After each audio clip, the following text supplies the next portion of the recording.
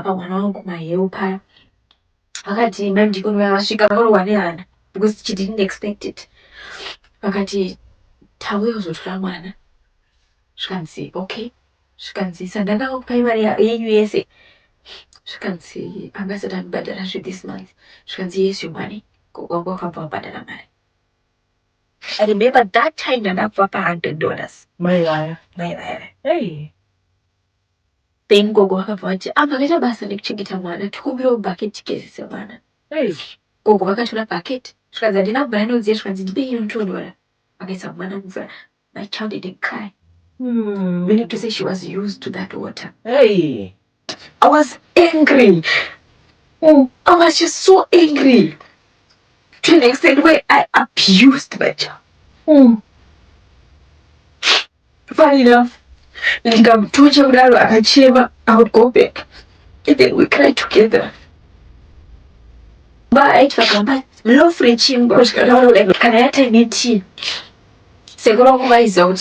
If he's coming from work, he needs to bring 2 loaves because of anyone who will break the other one. Because you eat the whole loaf of bread alone. A 1 year 6.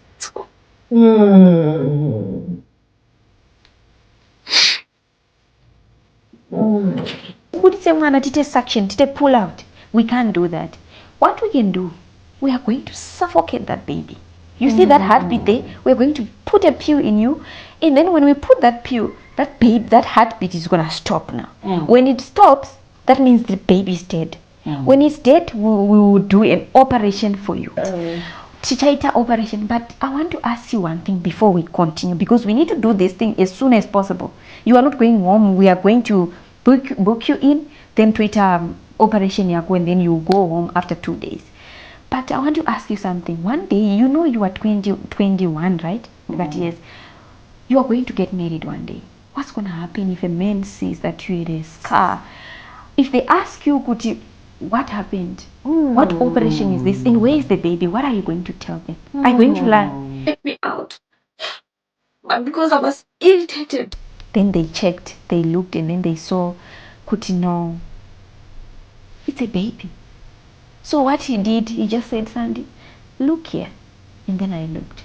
There is the heartbeat. I could even hear it. I could even see it. That's your child there. And it looks like it's going to be a girl. That woman just broke down. But we drove from the doctor tapping up abortion now.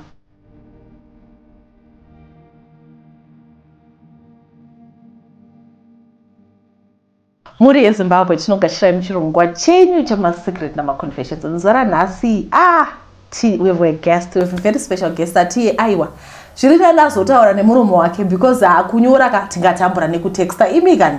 Alright, saka regai introduce the guest yedu ini handi munondiziva here. Regai ndingoti alright, if it's your first time being here, my name is Glory, they call me Tete Glory, and muzora nhasi tine guest yedu Sandy. Welcome.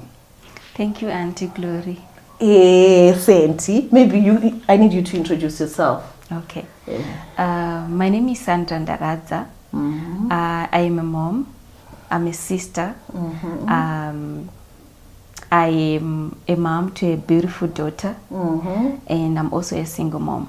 Oh, that's nice. You're so beautiful. Thank you, Auntie. You are so beautiful. Beauty. Black beauty. Thank you so much. Okay, Saka Mzora Nasi, we are going to be talking about your childhood, how, especially part ya mama, kuti.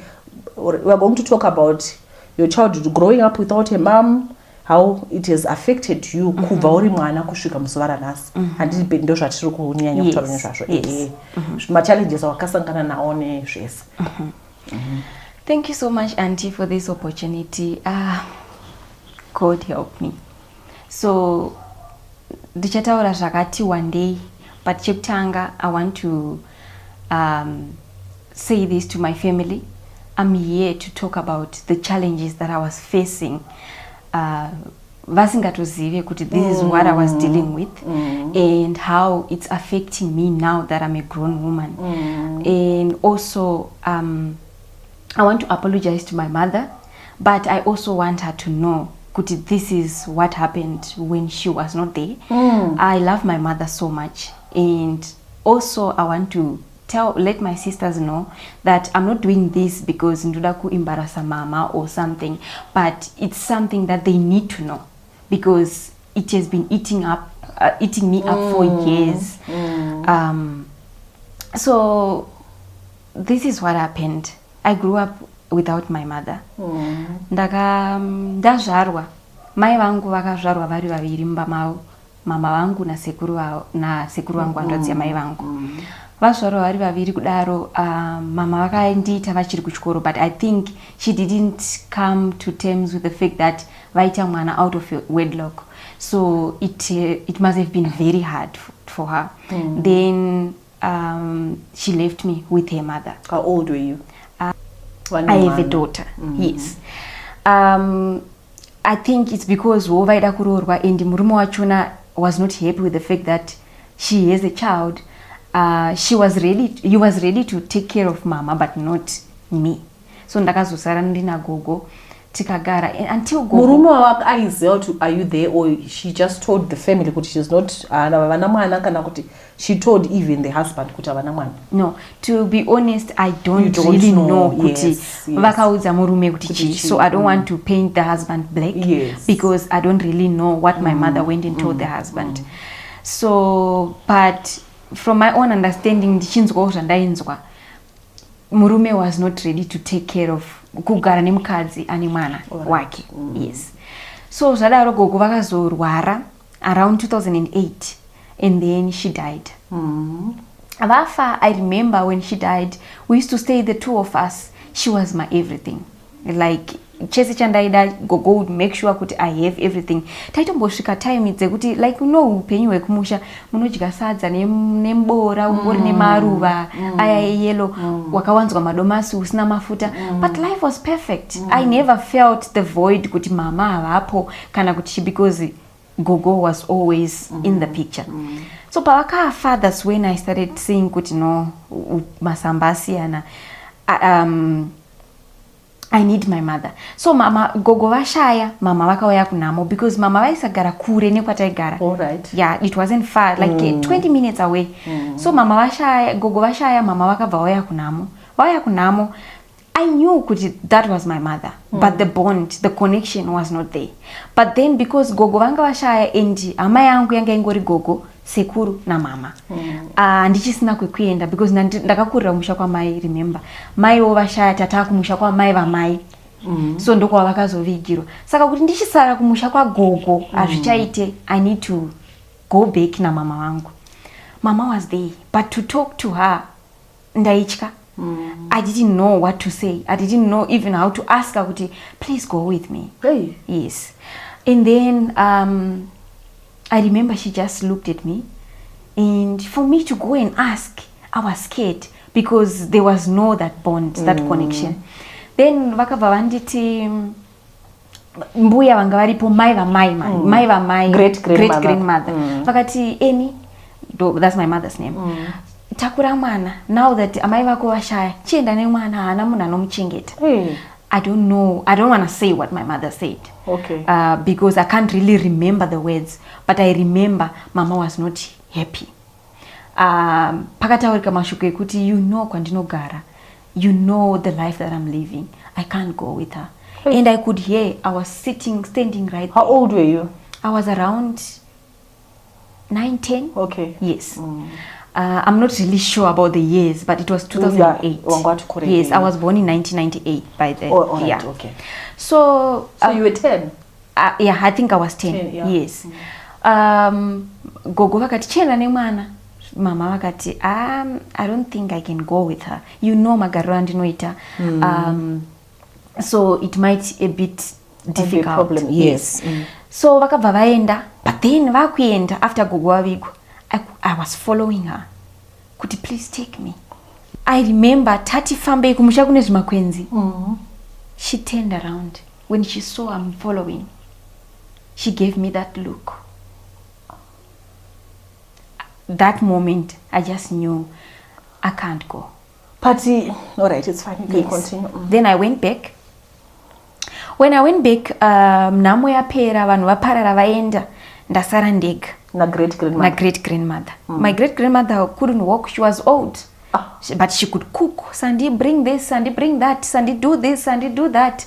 Tichibatsirana kutoita kudya chaiko chaiko taishandisa guyo riya riya kukuya kuita upfu kukuya dovi. I used to do all those things. Kudhura manhuchu. I used to do all those things. Kuenda kuhuni ndaisenga svinga zvekuti waiti kana wasenga svinga mtsipa waipinda mukati kudai. I used to do all those things. Kumombe, I used to go kumombe. I used to do everything. Kugarden ndaiziva kuti ndisati ndaenda kuchikoro ndofana kutanga ndamhanya kugarden ndonodiriza garden. Ndikapedza kudiriza garden I go back home ndobika porridge. Kana kuti tarara tabika chimodo manheru ndobika chimodo changu ndoisa muplastic rangu reshuga toenda kuchikoro tosiya tamboviga. Pabreak we come back wataviga chikafu chedu totora chikafu chedu todya. That was then kumusha nagogo. Then sekuru vakazouya after a week. Handadziya mama now because pakafashaya gogo. Unfortunately I don't know what happened but he couldn't be there for his mother's funeral. Vauya zvikanzi Kuda, my uncle's name is Kuda. Mwana mai vashaya. Mwana uyu anga achigara namai vako. Ndiwe munhu ungatokwanisa kugara nemuzukuru wako. You know your sister, she's married and I don't know why but she can't take care of Sandy. Sekuru vakati no, it's fine. Sandra has always been my child, so I don't mind taking muzukuru wangu with. I remember that time, auntie, I didn't have clothes. I didn't have. Ndandisingapfeke bhurugwa. Kubva ndichikura, I'm sorry, I have to say it as it is. I never used to wear a panty. I would go kuchikoro ndisina bhurugwa. So I had this beautiful dress randakasonerwa nambuya wangu, my other grandmother, munin'ina wambuya wangu. Vakani vaita zvekusona vanga vakandipa dress very long raisvika kumakumbo kuno. Ndobva ndapfeka dress rangu sekuru vakati sanditiri kuenda. I remember takakwira pick up and ndaita kunge munhu anopenga kuti kunge munhu asina abva mumba musina munhukadzi because obviously kwangori nagogo mama wangu asipo. Takwira mota paya taenda tasvika mukaroi sekuru notice kuti handina bhurugwa. Then he got out of the car vakaenda vakanonditengera bhurugwa vakadzoka. Bhutsu ndandisina vakati don't worry muzukuru wangu kana ndasvika kuHarare ndokutengera bhutsu. I was fine, I was content by then. Tasvika kumusha sekuru ava was married. Zvikanzi nagogo mukadzi wasekuru ko uyu ndiani. Zvikanzi nasekuru why would you ask such? Ndisandi, you know Sandi, right? Zvikanzi yes I know Sandi but why is she here? Zvikanzi because mama vashaya. Zvikanzi but mama wake havana kushaya. Zvikanzi what do you mean? You know mama wake vakaroorwa. So she's here, she will be staying with us for now. Gogo was not happy. Vakabva vapomoka vakaenda kwasekuru vaigara kudzi varasekwa. Kupomoka kuita sei? Kupomoka is like you vakatsamwa and then she decided to leave the house. All right, okay. Yes. Tamba ku Midlands.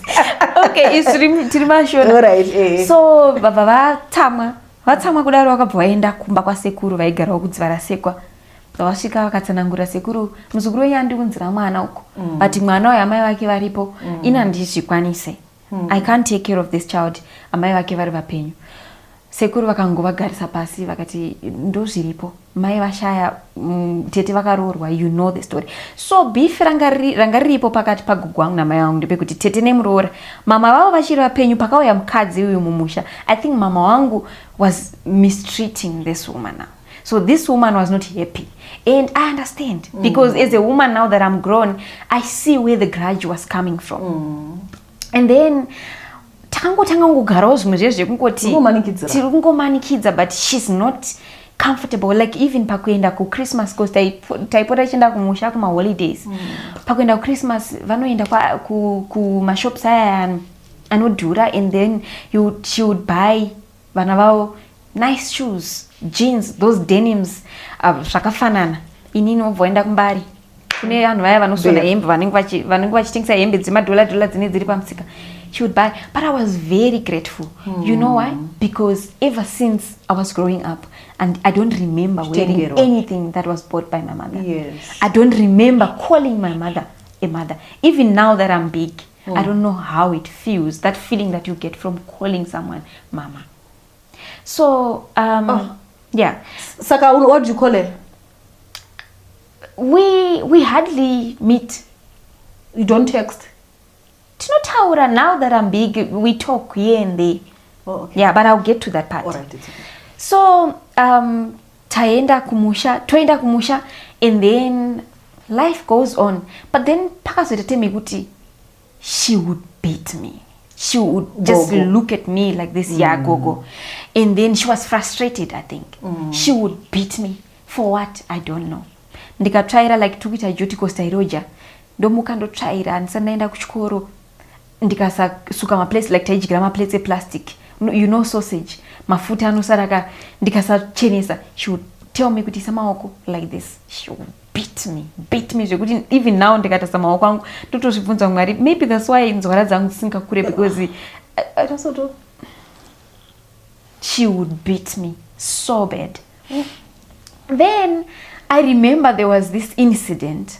All this I'm saying it so that if there is anyone out there that's vanevana vari kuchengetwa na somebody, they need to reconsider. Yes, upenyu unooma, but I feel like zvakangonaka kuti munhu ugare nemwana wako kana uchishungurudzika nemwana wako, because vana vanokura vasina vabereki, they go through a lot that they don't even talk about. So I would cry. Sometimes I would, like kwadoka, I'm scared, maybe andina kuita something, I can't go inside the house because I know kuti I will be beaten so bad. Taipezera ndarara kana passage. And then I'll wake up in the middle of the night, ndosopindamba, and then dorara. Then pakazoitika this incident, gogo vaenda kumusha ndakasara nemwana wavo, because nemwana wavo we are 1 year apart. I am the older one, he is the younger one, but 1 year apart. So takauraya radio yavo. Vadzoka sekuru vakaudzwa kunzi mwana wandanzi yako ndozvaaita, auraya radio yangu, but I want to beat them. Vakabva vatanga kundirova nemwana wavo nawo mukomana. Then I remember sekuru vangu vakandudza mashoko ekuti even nanhasi, because he has been so good and kind, I try to not to hold on to it, but it really affected me.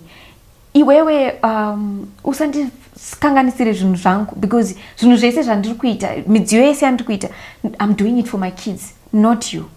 Because remember, we didn't eat anything from your father.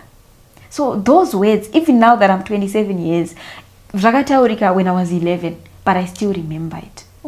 So it was hard. It was very, very hard. And then there come a time tazobva kwataigara sekuru vangu navo vanga vane musha wavo, ndobva taenda kwataigara ku new house now. Life was good, but then the abuse continued. Like unongo chingoti warowa wambotiza pamba, like gogo wangu vaiti vakatanga kundirova ndaitiza kumba, like vanhu vekumaraini kwandogara, they know me ninhau yekutiza pamba. And then kana wakuchitaura kunze ane musikanzwa akabva pana patitoziva kuti ari kupi, but then kana ndiri kumba kwachona akusi kugarika, because inenge ngoti sandi this, sandi that, sandi this, sandi that. Then ndakazotiza, and then I went to my friend's place. Mai vake was very good, because vaigara kuno vaishandawo kuno, so she used to send stuff kumusha, hembe nechichi, ndo pandakatanga kuzoti kunotopfekawo hembe and stuff. How old were you? Until I was around 13, 14. Form 2? Yeah. Form 1, Form 2? Form 1, Form 2. So I forgot another part. Before, when I was in Form 2, takadzokera kumusha. Taenda kumusha gogo vakanetsana nasekuru. And then ndobva vandisiya kumusha. Gogo the wife? Yeah. Vabva vandisiya kumusha vakandisiya vandivharira mumba. Ndobva vaenda. Vakiado? Kutondivharira cheko, like vanhu takarara vamukira nemhuri yavo vabva vaenda kuHarare. Ini ndobva ndasara ndega. Now I don't know what to do. Ndakaenda kumba kwamama wangu, but then you could feel kuti I'm not welcome here. Kwamama manje kwamama kwavaigara kwavanga varoorwa nemurume wavo. Vakakuintroduce vachiti ndiwani? Havana kumbondiintroduce. Now vanhu vanga vakundiziva, they knew kuti ndiriko, but I wasn't just allowed to go there. Yeah. So ndaenda ikoko, mama just told me kuti, why are you here? gogo vaenda kumusha vandisiya ndega. Vaenda kuHarare vandisiya ndega. So andina munhu wekugara naye. Zvakatooma Sandi. Mama wangu was not happy. I could see kuti I'm not loved here. I went back home. Kusvika sekuru vazotumira mwana mainini vavo, mwana wehanzvadzi yamai vavo, kuti auye uzonditora gogo Revi. And then vakauya vakanditora and then tikadzokera tese kuHarare, but gogo was not happy. So I became that child wekuti I learned how to survive on my own. Like no matter what, I must survive. So I left the house, ndikaenda kumba kwamai veshamwari yangu. Shamwari yangu aigara nambuya wake, so vaipota vachimboenda kuMozambique kwavaishanda, mai vake vaigara kunoko. So it was just the two of us. Tichimbobuda tichienda kunotengesa muroad mastreets. Tichingodaro. Kuchikoro uchatoende? Ndandisingaende kuchikoro. And I was a very bright child. Very, very bright. Zvekuti even when I was in primary, I used to get awards because I was very, very good academically. Then, but funny enough, ndakatanga kunoverenga when I was only in grade 5. Pandakazouya kuHarare, that's when I started knowing how to write my name, because kumusha there was no one to teach me. There was this guy, Ainzi Lyson, mwana walendod, may his soul rest in peace. He used to teach me like my vowels. This is A, E, I, O, U. This is how you write your name. This is, and I taught how to read myself. I taught myself how to read until I was good. It's just so unfortunate that I didn't get that chance yekuti ndakwanisa kuenda kuchikoro ndadzidza ndadi, because sekuru was there. He used to help me a lot, but pangubachona school fees yaisabhadharwa, and then pakuzononyora hauna kubhadhara school fees, sometimes you don't get the results. So it was just, I just became so frustrated zvekuti ndandisateerere anyone. I was just living on my own. I remember when I was around 14, ndakarwara nematonsilles. Ndarwara nematonsilles, everyone was just looking at me. I almost died. Like I would wake up noenda panze, ndonokosora, ndikakosora ndaikosora ropa gararwa rine ropa rakaita kunge urwa. Everyone would just look at me like kumba kwa gogo. No one is there to take me kuchipatara. But then I sit down and ask my, where is my mother? But she was there. She never bothered. Like even now that I'm big, I even ask myself, kuti patimari, what was going on in her mind, knowing kuti I have a child somewhere there? She didn't even care to know, kuti, is my child fine? Is my child dressing well when it's winter? Is my child being looked after? Like, I can't blame Gogo though, because if she couldn't do it, who else was going to do it? Like ndakaita matonsilles ekuti I nearly died. Kusvika pazoita mai agara pane saka mwana uyu ari kurwara, mwana uyu ngaende kuchipatara. I remember wakandisa ndienda kuchipatara. I went on my own. Ndikasvika zvikanzi what's wrong? Ndikurwara ndine matonsilles. Ndakazvimba. Then I got antibiotics, ndikapora.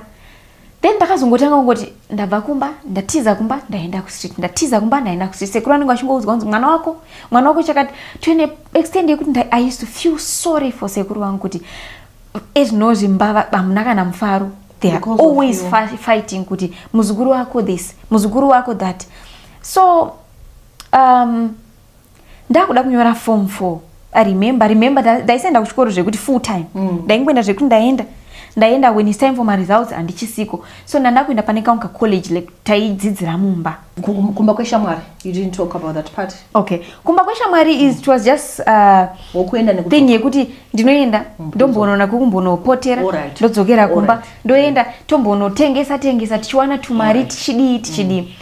Like my streets vaitondiziva kuti kuna Sandi anofamba natrish vachitengesa mvura or whatever that's there. We used to just do all those things. All right. Yeah. Then I remember when I got my periods. First time I got my periods, there was no one to talk to me about periods and stuff. Being a teenager. Now I was a teenager. I got my periods. I don't know kuti zvinofamba sei. At some point I felt like maybe I did something wrong. If ndikaratidza gogo, she will see kuti, she will think maybe ndatamba nevakomana and ndabuda ropa and stuff. So I would take my newspaper and use them as pads. But Mama was there. I don't know what was going on in her head kuti mwana wangu uya what is happening with her. Then kusvika shamwari yangu asindoti no unocheka hembe you find the my t-shirts akaita macotton aya and then use them as my pads. Kuchikoro I had 2 panties. Kuchikoro I use those 2 panties for when it's my period. Pango pesa apa ndizvozvo nungochingopfeka I remember ndiri kuchikoro back in primary rakatombodona ndakaita rekusunga and everyone was just laughing, but because I was that bubbly person, I was happy. I was just too good to everybody. People were just so happy with me. So zvadaro ndakazo tindakuda kunyora form 4. That's when my horror started. Ndakuda kunyora form 4 ndandisina ID. So I wanted to write as a private candidate because I wanted to write kune chikoro chakaregistrwa. Remember taidzidza mukamba, so that college was not registered. So ndakuda kuregister. I remember kwasara 1 week kuti zvivharo zvekuregister izvi and I don't have an ID. Ndikaudza gogo kwando andina ID, ndoda kuregister, I want to write. Ndoda kuregister mari yacho nayo. Ndikati andina but ndoda kunyora. I was very good, very good. Rekuti everyone who's watching me right now, that knows me, they knew kuti even pakanzi English I used to get awards. For history I used to get awards because I was that good. Even kuchikoro ndaenda ndisina lunch, but I knew kuti I would write my notes for people, they would give me food. I would do everything everyone asked for. They know kuti Sandra would do it for you, and I would help them with schoolwork. Then ndikati gogo ndoda kunyora saka ndamari mara ntora ndika don't worry mari ndinayo, because remember I used to go mu street na bro wangu tinotengesa, so I had money and ndakasave up aside. I remember I had like something like $60. Zvikanzi saka ndonyora ma subjects mangani, ndaita 7 subjects. Ndikati ndoda kunyora anoenderana mari yandinayo. Zvikanzi is $15 inonotora no. Before that ndakaenda kumakombi try ID. Zvikanzi atikwanisa kukupa ID, unofana kuenda kwawakatorera birth certificate. So mama wangu anga akatora birth certificate kumusha kukaroi. Then zvikanzi unofana kuenda kukaroi. I don't know kukaroi, remember I had to travel kukaroi. Gogo vakandipa $15 ndikaenda kukaroi. Ndasvika kukaroi I was very clueless kuti how do I go about it, ndinotangira papi kwa mujiti wacho kunoitwa zvemabirth and stuff. Then I came across this guy. Ndasvika ipapo aitoshanda aita general hand, like he was just hands on in terms of writing ipapo. Ndobva nditi iwewe mwana iwewe because kunomukiro. So ndakaenda ndobva ndasvika ari makusenseni, and then tikamira paline, then vakabva vavhara before my 10. Zvikanzi uri panamba chi, I remember ndiri kunamba 53. Zvikanzi zvako zvatozve mangwana. Ndikati but I can't because ndoda kuenda kudzokera kuHarare mangwana, ndoda no register before Friday. I remember it was on a Wednesday. Zvikanzi saka waiter say, ndikati you just need to help me. Zvikanzi I'll see what I can do. Then the guy became very nice with me. Akanditi wadyere, ndikati andina. He bought me food. Zvikanzi don't worry, let's wait until everyone is gone, then I will help you to do this thing. Vanhu vese vaenda paya. I remember ID yangu, I think I forgot it, but I will show you a picture. Zvikanzi Sandra chiuya tikubatsire, anga amanheru. Vandibatsira paya vatora ma pictures. They did everything, vakaita ma documents saida kuitwa. That guy helped me. By that time I think I was 16. I was turning 16. That guy was around 30 something. He was big. Yeah, he was big. Because I was very short and tiny. Ndobva anditi it's fine, I will help you. Vandibatsira paya ID yangu 2 minutes. I think takangoita about 2 hours. ID yangu yange yatoita zvekuma around 8 p.m. Ndapiwa ID yangu paya. Remember this guy ainditira nevanhu vake vaisenza navo vemukati. Andipa ID zvikansaka what now? Ndikati ndikufanira kudzokera kuHarare but andichisina mari. Remember I had $15. Kubva kuHarare kusvika kukaroi I think it was around $12 if I'm not mistaken. And then pane mapepa aida kufotokopwa zvemabirth and stuff. So nandisina mari. Zvikansaka uchaita sei? Ndikati I don't know. ndichatongorara panapa and then mangwana I need to go back. Don't worry, I will help you. He saw that I was very, very, very vulnerable. I don't want to lie, the guy helped me. Akanditengera chikafu chesapa akanditi ini handigari panapa. But kwandogara it's a bit far from here, but I can take you kumba kwedu. Then tomorrow tokutsvagira bhazi ndo yanchikukwidza because padhuze nepamabhazi. Ndikati okay, it's fine. Taenda paya nemufesi uya uya tasvika kwa ndakati ndokumba kwacho because ndakatoona kuti this is not a house, it was a lodge. Tasvika pa lodge paya akanditi I just want to book for you so you can sleep and then tomorrow you will proceed. Ndasvika paya ndarara in fact I just went and then I sat down because now I'm very uncomfortable. I'm thinking kuti so okay, you paid and everything, now you must go. The guy is not going. Ndikutoona kuti amabhegi ake is making himself comfortable. I don't really want to talk about it, but yeah, he ended up forcing himself on me. He told me, no, it's fine, I like you and I know you like me too, but I don't like you. Remember, I'm helping you. No one is gonna help you but because this guy have been so good to me and I wanted to go home and namariebas, remember, I want to go and register. I ended up giving in. Yeah, and then it was a forced matter, so basically he raped me. You took advantage because you are just 16, you don't the statutory rape. Yes, he did, and that was my first time. Then mangwana makusen, so the people there by the lodge, they so good. This is a minor, man, this is a child this guy is with, but the people don't really care. They didn't care about it and I couldn't talk. I was very scared and ashamed at the same time because as I'm looking at people, I'm asking myself, so what are they thinking about me? Then when we left the lodge, akavanondisiya ku road kumabhazi avandi kids avandi pamari. But now that I think about it, yanga ingori nyaya kuti shut up, you don't have to say this to anyone else. Mari yacho imari yebhasi? Yeah, akandipa mari yebhasi, akandibhadharira bhazi, akandipa iri ticket, akandipa chika, akanditengera mabanana nema oranges. And that was that. And then ndikadzokera kumba. Ndadzokera kumba, I was exhausted, I was frustrated, I was angry. Ndasvika kumba because remember, I was that child yokuti I learned to be very I was very defensive. Very, very defensive because people used to take advantage of me. So now develop this habit yokuti I will always defend myself. You will not do anything to me. Because you're alone, you have no one. Yes. Then ndasvika kumba, gogo vakati madzoka, ndikati ndadzoka. Zvaita? Ndikati zvaita. Shkanzi okay. Shkanzi, why do you seem off? Ndikati I'm sick. Remember, I can't walk properly. I can't walk. My whole body is tired. My whole body is painful. Like munhu angaita time asinga exercise, paunozo exercise, that feeling. I was in so much pain and now I'm worried, what if I get pregnant? Because this guy forced me and unprotected. Then mangwana achona, I went, yanga ya Friday now. I went ndikano register pakwadza na I1, ndika register ma subjects angu, ndaka register only 3 subjects. Yes, ndaka register English, ndika register history, ndika register geography. And then tikanyora, I passed all 3 subjects. I got an A ku history, I got an A ku geography, I got a B ku English.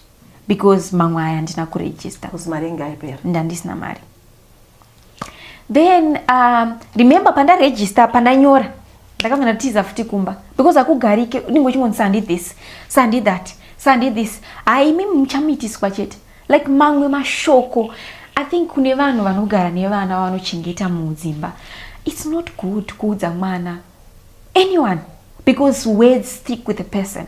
And mango mashoko, it's like you are cursing somebody. Unfortunately, zvavaitaura gogwangu, it came to pass. Uya anakugadzikana anogara ari mustreet vachamitiswa vangazoita seiko panotsika remberi ndo panotsika reshuri, meaning to say ani mama wangu vakamitiswa ini newewo chamitiswa. iwo uchamitiswawo. I didn't care. I'm like, okay, it's fine. Me, I'm just surviving. And I was just surviving. At that point, I was just surviving. Ndikatiza futi kumba. And I'm sure sekuru wangu was very, very frustrated. And frustrated ne marriage yavo, not with me. Because he wants to keep me, but hakuna mfaro mba kwacho. There's no peace. Then ndakatsvaga basa. Ndatsvaga basa remumba. Kwanga kwa mai vimwe shamwari yangu futi. Akati, Sandi, ndokutsvagira basa, mama wangu can take you in. Then ndakati, it's fine, as long as I can eat, I can stay with you guys. I was now 16. Nanda kugara navo. And I remember this lady akanditi anondipa $40. But I think ndakagara navo kweGore. I never get a cent. And 40? $40. And ndinanga na cent randakawana. But I was happy. I was content because I wanted a roof. I wanted peace. The woman was very nice, I must say. Even yembe zemwana wake I used to wear. She used to treat me like a child, but she used not to give me money. But there was nothing really that I wanted to do with the money, because kwandiri nini, as long as ndine chikafu, as long as antengera my pads, I am fine. That's when I learned how to use my pads. Then ndakazo no man, I'm growing. I need to do something about my life, because clearly uko kwandisi kudiwa uko kwa gogo. And havasi kukutsvaga. And havasi kundi vanga vasinganditsvage. Sekuru ndo vaitozotazve kundinzwa Sandra ari kwakati. Ona vasvika. Iwe handikumba. What's wrong? Doti sekuru, I can't. But sekuru was always very good. Then ndakazotsvaga futi rimwe basa. Ndatsvaga basa, ndakaona basa to a very well-known businessman. Very, very well-known. He's a board member ku First Mutual. I'm not going to mention names. This man was very old enough to be sekuru wangu, my grandfather, but he was very energetic. Vanga vari married. Mukadzi waundaito muti gogo. The woman was very good, and this man was a member. He had a very big seat mu church. Yeah, church dzinopfeka zvered handizotaure zvangu nemazita. Yeah. So sekuru ava started showing interest, like vakatanga kuita zvezvekuti kuratidza kuti vanondida. How old were you? I was still 16. Yeah, I was still 16 going to 17. Then sekuru avatanga kuratidza kuti vanondida. I was now getting uncomfortable, because the wife used to be very good with me. She used to love me a lot, like ndandiri muzukuru wavo zvekutodaro. But then matarisirwa ndaitwa nasekuru avo, it was just not on. Then ndakati, no, I can't stay here for too long. I need to move. Before I moved, I remember Gogo was not there. The man was there in the house. Tasarateg, Sandy, can you please come and make me breakfast? Ndaina ndavabikira breakfast. The peds and ndakati, you can go and clean my room, because I am busy with work. Ndaina ndatanga ku clean a room. Before I know it, sekuru vapindamba vavhara door. And then he forced himself on me as well. So then I was hurt. I was angry. And I'm asking myself, Saka, what kind of life is this? Gogo wangu, because I always remember mashoka gogo wangu kuti uchamitiswa and you come back pana pani mwana wako, and we will not take you in. You don't ever think of coming back here with your child. So I ran away. I took my bags. I took everything. I said, I'm not going to stay here anymore. Sekuru I remember, vanga vaine farm. So vaiti kana vakuenda ku farm kunopa vanhu vashandi vavo mari. You would go with a bag of coins. Vakabva vandipa macoin anga akawanda. Anga ari marands, those coins. Vabva vandipa futi mari pamusoro. Ndikati handisi kumboisiya, ndakabva ndaitora. Zvikanzi, don't say anything to anyone. I will take care of you. I took the money. I went. Remember, I'm just there to survive. I went. Ndikanouza shamwari yangu, this is the story. This is what happened na baba. So inini yangu, I can't go back there. Shamwari yangu kato, toita sei tutsvaga rimwe basa. Ndatsvaga futi rimwe basa. Ndashanda hapasi kuita. Ndatsvaga futi rimwe basa. Ndashanda hapasi kuita. Mari yemacoin yanga iri mari all in all. All in all, it was over $100. But then I saved it. Ndakaiseva. Then ndakaseva mari yangu until it was around $500. Ndobva ndatsvaga imba kudzvara sekwa, because now I want a roof over my head. Ndatsvaga imba svika ndichamwana yangu sandi, you know what, ndina sisi wangu my junior wanoita zvekuhodha vachitengesa TSF kwaitwa zvetobacco kuma auction floors. Takupinda time yekutengeswa kwefodya, so you can do something nemari yako. Ati okay, it's fine. Ndatsvaga mari imba yangu yandairenda $60 by then, ndabhadhara rent, ndatenga chikafu.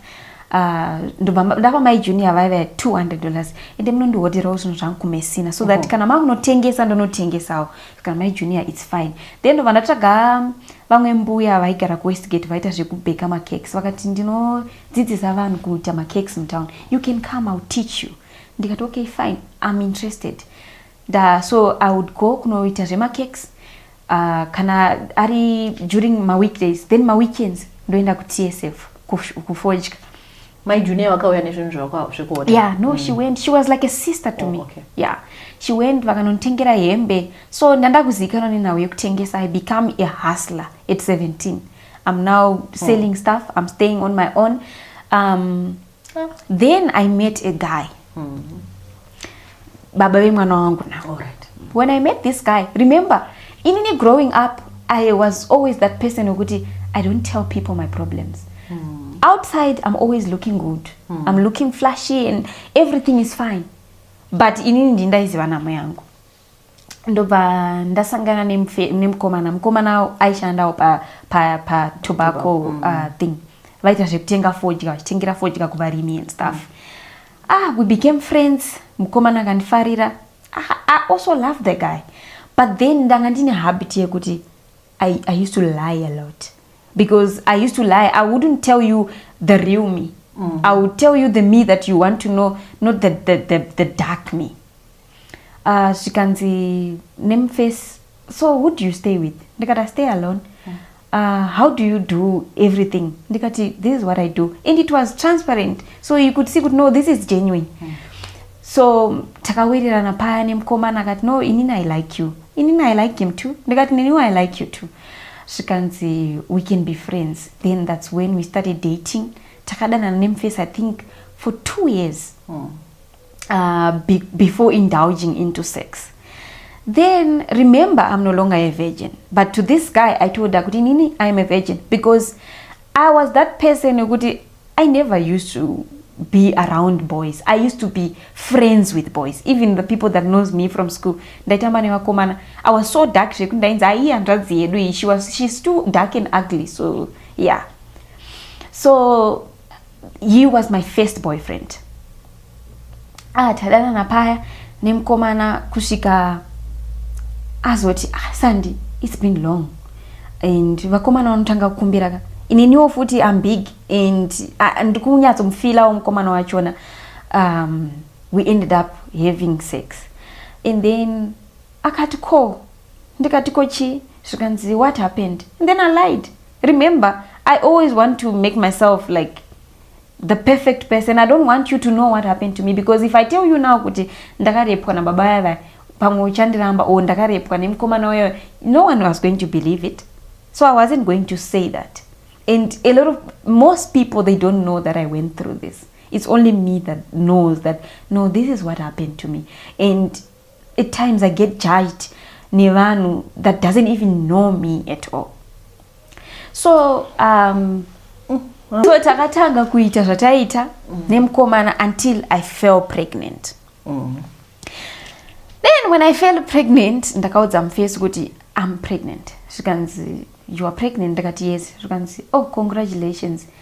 Ndakati congratulations to us. Zvikanzi to you and you. Me and you. No, it's not me. Remember, you lied to me that you were a virgin, and then I got to find out on my own that you were not a virgin. So how is it possible that I'm the father? And we never know. Maybe I'm not the only one, because you were frolicking with a lot of men. Remember, waigara wega pandaka kuona. Inini, I wasn't there all the time. So you know who the father of the child is. Ndikati, but you are the father. And then akatanga kujamba mkomana chijamba. Then I told my friend kuti this is the story. This guy atondi block. Do you know where the guy stays? Ndakati I don't know, but I just know kwai wanzotena nako achienda kumba kwavo, inini ndichiendawo kwandaenda. Zvikanzi we can go and look for him. Takaenda tikanomutsvaga mukomana. Takazotongoitawo zvekuti ndakasangana nesister yake, ndakaona nekufanana. Ndakati no, this is the sister. Zvikanzi do you know her? Ndakati no, I don't know her, but they look alike. That's when we found kumba kwemukomana. Tasvika kuya takaenda the first day, mai vacho vakati hatizvizive, hatikuzive because hatizive kuti ane musikana. Ndikati but ndini musikana wacho. Zvikanzi okay, you come back tomorrow because he's not here. Okay, tadzokera kumba. Ndikati rega ndiudze gogo because now this is becoming too much on me. Ndaudza gogo sorry ndasirira pekuti ndakazinge ndakushanda. When I got pregnant ndandasiya zvekutengesa izvi. Ndandakushanda kuna inonzi Sekma. So ndakasiya basa because ndandangorwara. Then murume wandaishandisa naye akati no, you can't work for me because I was his personal assistant. You can't work like this because you're always sleeping. You are not there when I need you. So I think you need to take a break. So and this is na mari yekubhadhara rent. I had to go back kumba. So pandakadzokera kumba ndo pakazoitwawo nyaka dzekuti ndakaita nhumbu. And then gogo ndobva ndavaudza kuti no, ndine nhumbu. Zvikanzi saka uchaita sei? Ndikati I don't know. Zvikanzi ko munhu wacho. Ndikati ndamuudza but haasi kuda nezvangu. Zvikanzi you need to go there because you know you can't stay here. Ndikati okay, it's fine. Ndobva ndakumbira mai pa next door vataiwirirana navo, mai Chisango. Vakabva vanditi it's fine, ndoenda newe neshamwari yangu iyayi. Neshamwari yangu taenda kumba kuya mangwana acho. Remember tambonotsvaga neshamwari yangu first, tikawana kumba ndobva tazoenda namai Chisango patch 2. Tasvika zvikanzi namai vai mukomana aripo. Chitaurai nyaya yenyu, I know kuti makamboya nezuro, but now muridzi wenyaya aripo, saka taurai nyaya yenyu. Tasvika paya ndataura ndini Sandi, ndakasangana nemwana wenyu zvakazodai. Zvikanzi mwana uyu ari kuti ane nhumbu yako, do you know about her? Mukomana akati handizvizivi, haizi nhumbu yangu. Zvikanzi why would you say kuti haizi nhumbu yako? Wanga usingarari naye here? Zvikanzi no, I wasn't alone. Mubvunzei kuti was I the only one who was sleeping with her? Abva vandibvunza, takagariswa dare, I think like panga paine vanhu over 20 people that were sitting there. Sandi ndizvo here? Ndikati ndiye mukomana wandanga ndinaye, ndiye mukomana wangu. Zvikanzi no, don't lie, I wasn't the only one. Udza vanhu vese ava kuti were you a virgin when I met you?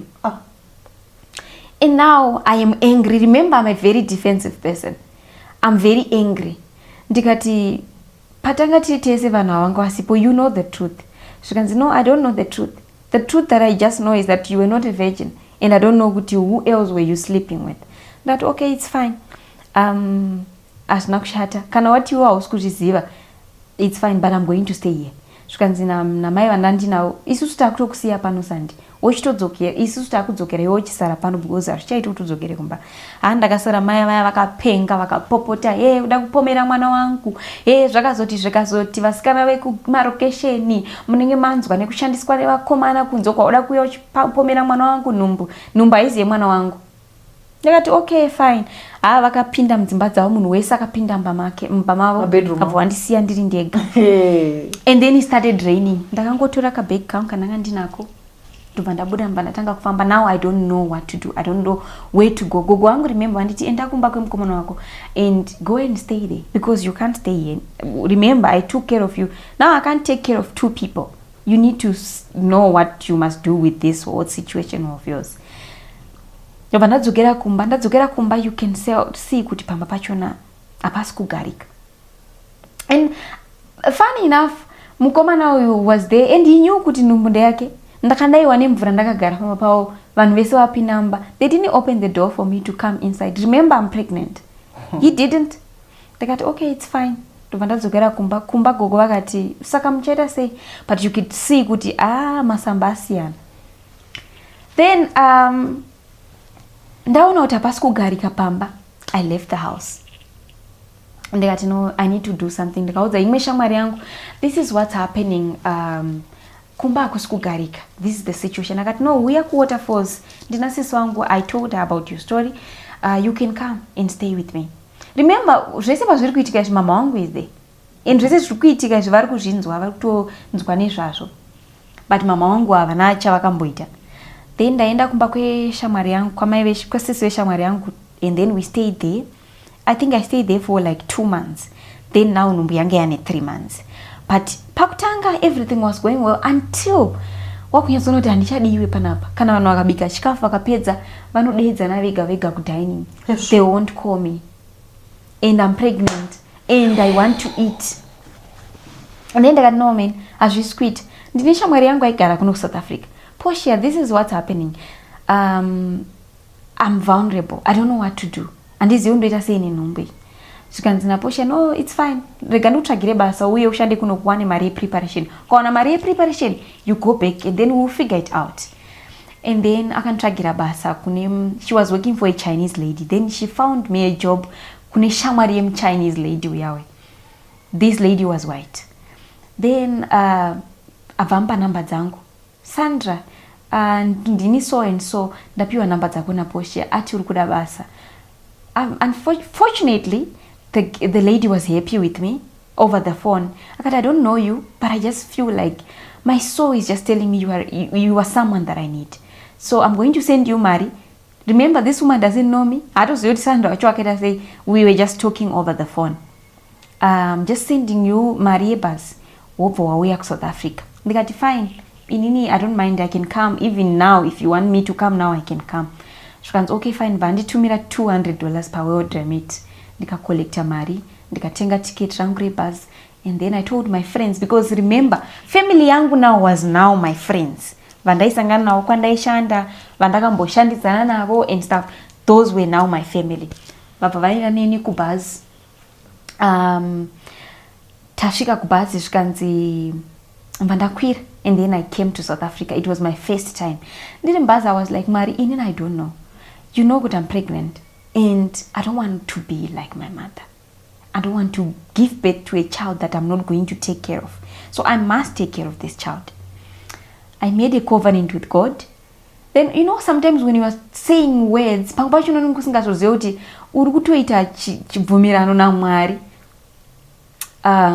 ndakwira bus ndasvika.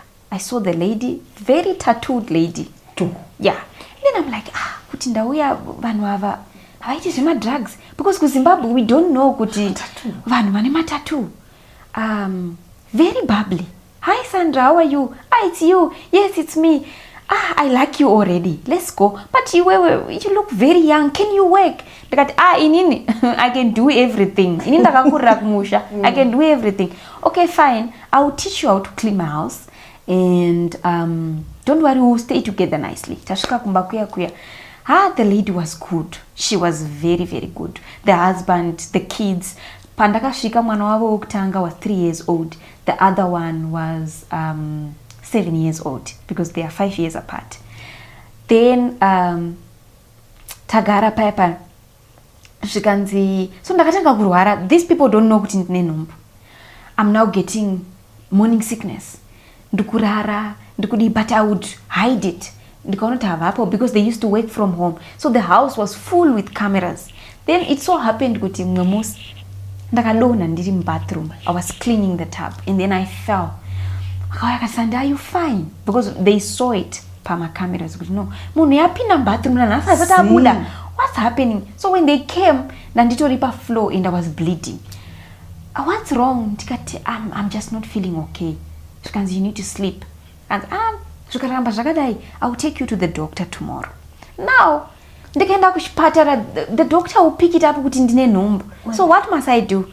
Then ndikaudza shamwari yangu, shamwari, ndo nyaya iripo. Zvikanzi, one thing you need to know, the truth will always set you free. You can't live like this. Tell these people you are pregnant. Remember, washanda 2 months, right? I think nhumbu yange yakuma 5 months. Because ndakabva kumusha nhumbu ine 3 months. Vandashanda 2 months. Nhumbu yane 5 months already. Apa ndikutaka kuzviita brush off, one day I will get my period. I'm not pregnant me. All right. Yeah. Zvikanzi, tomorrow we'll see what to do. Ndikati ndo nyaya iripo. These people will kick me out if I don't tell the truth. Zvikanzi, Sandy, just go and tell the lady that this is the situation. I went to the lady. I told the lady, this is the situation. Inini, I'm pregnant. And then I just broke down. Zvikanzi, Sandy, so what now? Ndikati, I don't know. So why did you come here? I came here because I don't have anywhere to go and I want to take care of this child. But it's getting tiring now. Because now it was kicking in because my tummy is getting a bit big. So, you know, Varungu, we can't, if you are not happy with the pregnancy, there is always a way out. How far is the pregnancy? I don't know. I lied again. Okay, I'll take you to the doctor tomorrow. Taenda kwa chiremba mangwana. She took me to a private doctor. Tashuka kwa chiremba shukanzi na chiremba I can talk to somebody who does abortions. But how far gone is she? Vandi Tarisa shukanzi, she's already 5 months gone, this child. Shukanzi, it's 5 months. Ndikati, yes, but I want that time now. I don't want the pregnancy. Okay. Remember, I never had that mindset that I don't want the child. I was happy. I wanted the child. I couldn't wait to see how the child is gonna look like, how my life is gonna be with this child and all that. But then I didn't know it comes with its own consequences. You need to take care of the child. Then now reality is kicking in. I don't want the child anymore. We'll figure it out. I remember we drove from the doctor talking about abortion now. We akapaka paside. Sandy, what do you want to do? I don't want it. I'll always listen to what you want. I will try and help you. Taona chiremba, he was a white doctor. Sandy, what's wrong? I want to get rid of this pregnancy. I know my daughter one day she's gonna see this, but I want her to know that she's the best thing that has ever happened to me, and I love her so much, and I even thank God that I didn't take that route. She can say, Sandy, what's wrong? I'm pregnant, but I don't want the child. She can say, but it's fine, we'll figure it out. Then they checked, they looked, and then they saw, no, it's a baby. So what he did, he just said, Sandy, look here. And then I looked. There is the heartbeat. I could even hear it. I could even see it. That's your child there. And it looks like it's going to be a girl. That woman just broke down in tears. She cried. Then she was like, so what do we do, doc? The doctor was like, we must ask her, what must we do? Then Sandy, what do we do? We must carry on. Me, I don't want this child. Because me, I want to work with her. Because this lady, remember, she told me, don't worry, I'm going to take care of you. I'm going to make you my sister. And I will take care of you. Once all this is done, no one is going to know that you had, yes, you just tell them that you had a miscarriage or something. We'll take care of you. You go to school. In my head, I'm like, no, I want to go to school. I don't want this. And then the doctor was like, so, vakavoita trick yekuti vakati, Sandy, because they knew I was going to not to do it. So can say, Sandy, what we are going to do, because now this is a big baby and you are still you haven't given birth before. So kuti tibuditse mwana tite suction, tite pull out. We can't do that. What we can do, we are going to suffocate that baby. You see that heartbeat there? We're going to put a pill in you, and then when we put that pill, that heartbeat is gonna stop now. When it stops, that means the baby is dead. When it's dead, we will do an operation for you. You can see with matrix, but time it didn't click in my head. Tichaita operation. But I want to ask you one thing before we continue, because we need to do this thing as soon as possible. You are not going home. We are going to book you in, then Twitter operation yako, and then you go home after 2 days. But I want to ask you something. One day, you know you are 21, right? Yes. You are going to get married one day. What's going to happen if a man sees that you had a scar? If they ask you, Kuti, what happened? What operation is this? And where is the baby? What are you going to tell them? Are you going to lie? Dikati, I don't know, but I don't want the baby. The doctor sat down. The other doctor lady also, she sat down. You know, white people, they are very emotional people. They said, we understand, but I don't think you must do this. And then the lady said, you know what, doc, it's fine, let's not do it. I will take care of her. Now that was 2019 COVID time. Now time lockdown. Taenda kumba, tasvika kumba, the lady is just crying, no one is talking to anyone. The husband came and then he said, you know what, we are going to look after you, we'll take care of you, don't worry about everything. Okay, ndaenda kumba. So I used to go and to see that doctor now for my appointment, for my natal and all that. The doctor would give me Sandaifa na kupiwa and shita my scans, everything was okay. And the husband now, my boss, used to take me ku clinic for checkup. Every checkup Yandaifa na kuita, the guy would take me. They were very supportive. My cravings, the woman even told me, don't listen to people that tells you don't eat sweets. Whatever that you crave for, we are going to buy for you. So they would buy me sweets, they would buy me maguru, they would cook for me. Aww. I would still clean the house. And I thank God that I spoke, because ever since then, everything loosened up. Now I'm just working. It felt like home. Until Numbiakuram now. COVID hit, the husband has COVID, the wife has COVID. And we can't take care of you as much as we want. You need to go home. Tikati ndono taura ndichitichi. Kunani. Shkanzi, don't worry, you figure it out. You talk to your uncle, they will help you. Fast forward, ndadzokera kumba. So ndadzokera kumba, because ku clinic obviously, vangu vambovara. Dr. Wangu foot also had COVID. So, may he so rest in peace, he died with COVID. Aww. Yeah, he died. Then ndadzokera kumba paya, ndo patakaendeswa ku quarantine, ku Belvedere Teachers College. So when we were there, I was so lucky that God, I could see God, auntie, I don't want to lie to you. Everyone was just so loving. They loved me. Before I left this woman's house, she gave, I can take it a preparation. So I had preparation from 1 month kushika 1 year. Wow. Even Pananda who quarantine, there was people from America, people from Botswana, people from, this one would say, I have this, I have that, I have this, I have that. So I got a lot of stuff. Welfare, they gave me my pamper and stuff. And then nanda kurirwa. But no, gare panapa, she might give birth anytime soon. Let's talk to the official so that she can go home. And then wakataura navo ndikaitwa matest. I didn't have COVID. Ndiendesa kumba. They come and then, yeah, kumba kuna sekuru. Sekuru welcomed me wakati Sunday. I was looking for you. Before this whole thing, I remember pandaka uza sekuru wangu I was pregnant. He said, okay. Dakati sekuru, I want to talk to you about something. I'm pregnant. And then he said, okay. And mukoma na haramba numbu. Shkans, okay. That was his answer. So what do you want to do now? I don't know. Shkans, okay. You know what we are going to do now? You are going to stay here with your pregnancy. You're going to give birth. You're going to take care of your child. I am going to take care of your child. Newe foot at the same time. Don't worry about Gogo and everyone. It is well. And I don't want to hear that was over pan waenda somewhere wadzoka usina numbu, then I'm going to write you off. So I thank God kuti pandakaenda South Africa, I think God knew kuti this child was supposed to be born. I didn't get to do abortion.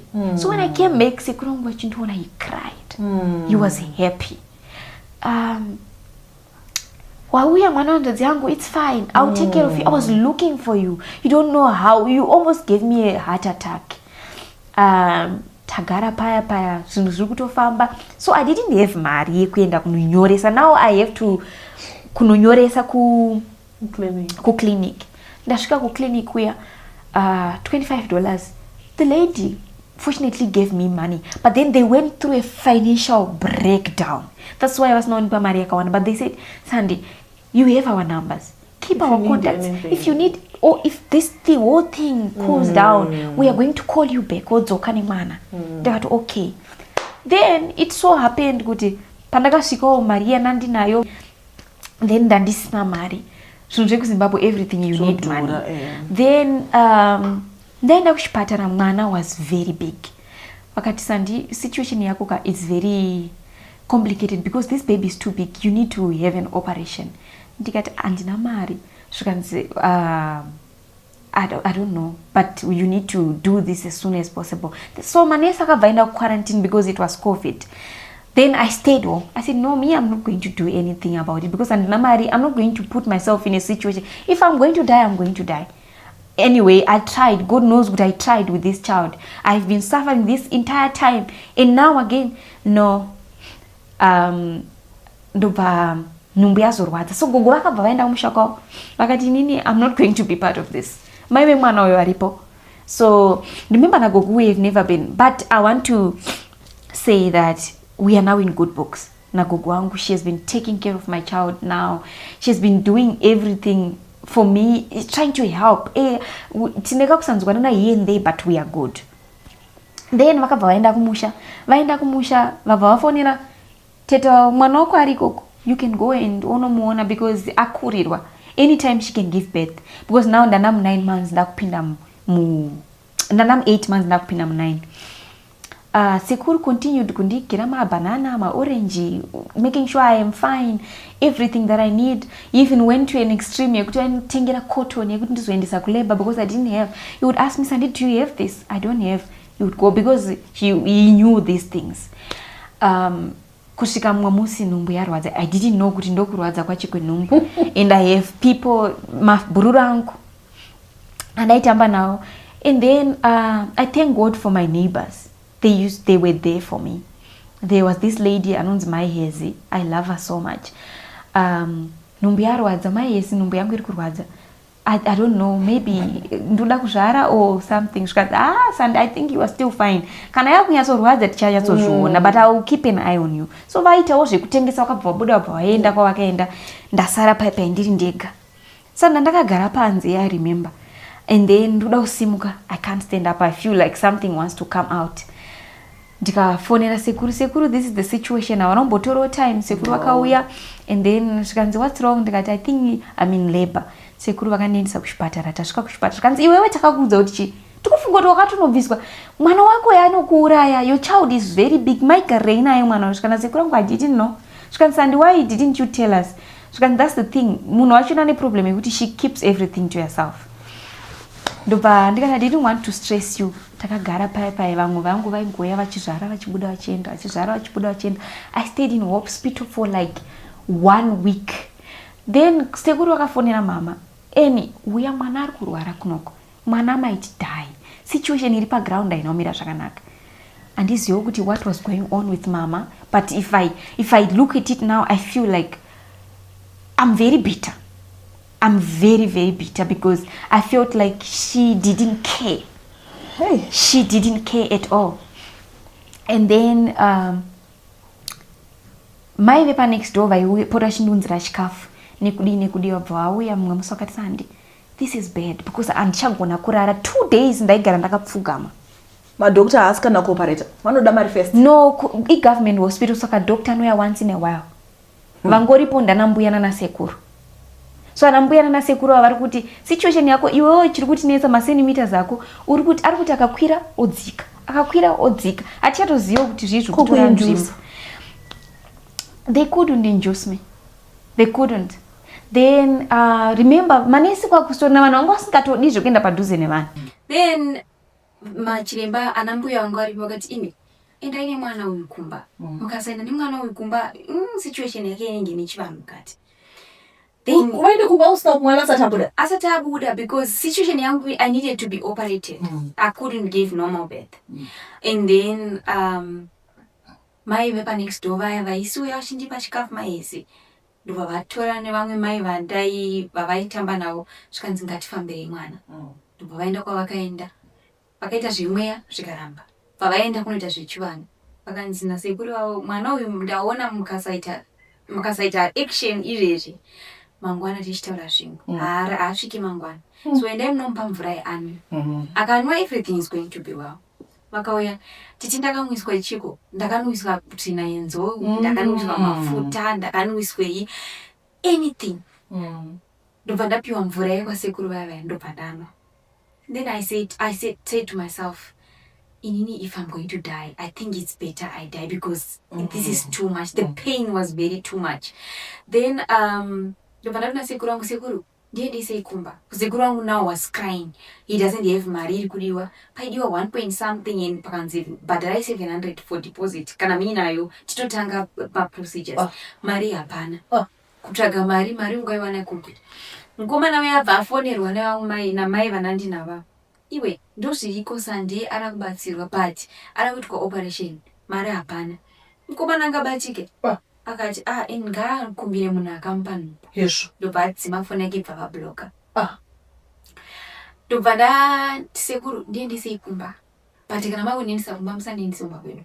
Take me to my friend's house. Shamwari yangu iya yekumoniperekedza kumurume. Anga aroorwa waenda kumurume wake. So she had her own spare room kumba kwavo. So ndokwandaisimbooenda ndinotandarira kana aripo. Mama wake was very good, very nice woman. Ndobva sekuru anditi alright handei tasvika kuya. Mama wacho akatoshamusika uchinona kati mwanangu wauya. Ndikati ndauya. She could see kuti I was in labor. Ko ndikati ndabva kuhospital. Ko hanzi ndikati I just want to come inside. I remember she prayed. Vakati Mwari muda undiite sei. Anyway mwana wedu ndichangoita sekuda kwenyu. Vanditora vandipinza murume mwana wavo. Watanga kumhanya. Then vakadzi vaya they really played a very big role in my life. Vakaenda kwataiti ku White House paiwanika vamwe mbuya vaita zvekuwaridza mishonga pasi vaita zvechiboy. Vabva vasvika vakati gogo pane mwana ariko. Mwana yakufa akagara muhospital for 7 days now. Mwana haasi kubuda. Please mundibatsirewo. Vanovatora. So pamba apa paigara mai veshamwari yangu nemurume wavo. May his soul rest in peace. He died. Sekuru vaya vabva vanditi mwanangu uri mwanangu uchabarira mwana wako pano. Tinongona mari kuti mubarire zvakanaka. Mbuya vaya bva vauya vasvika paya vatsanangurwa ndo situation ine mwana. Mai veshamwari yangu played a very big motherly role. I remember vakabika porridge rezviyo because ndani mazuva ndisingadye. Vakanditi Sandy, I want you to drink this like ukunwa mvura so that you can have strength ubatsirike because I don't want you to die. Because ndapa time yekuti ndakanyatsodzwa kuti I'm tired, I'm exhausted, anything can happen. And I was ready for it.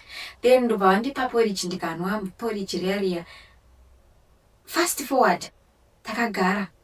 I think takagara for like 5 hours. Mai mbuya vakati mwana wake achiri kure zvekuti she can only give birth zvekuma 4 the following day. Apa uko chiremba angandiudza kuti vanga vataura kuti mwana uyu handisi kuona asvitsa 5 o'clock ari pano. That was 2 p.m. 5 o'clock mukazi akasonoitwa emergency izvezvi. She's going to die because mwana wake hachafema hatichamunzwa. Hatipiti yemwana hatichainzwa. Remember, it was like an hour. Ndobva